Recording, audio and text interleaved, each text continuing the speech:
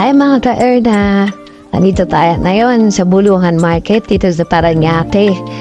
Ayan, sinamahan ko si Kuya Imad para mamili ng mga sariwang isda. Napakamumura dito mga ka-Erna. At nakikita niyo naman na lahat ng klase ng isda ay nandito. So yan o, malalaking mga isda, malalaking mga alimango, alimasag, lahat ng mga isda rito. Lahat sariwa. Kaway-kaway na muna kay Donya. Yan siya nagbabayad ng ating mga pinamili. At ayan, nakita niya naman buhay na buhay. Lahat dito ng mga uri ng mga crabs. So masarap yan sa butter, garlic na crabs na luto. Ayan no, gumagalaw-galaw pa siya.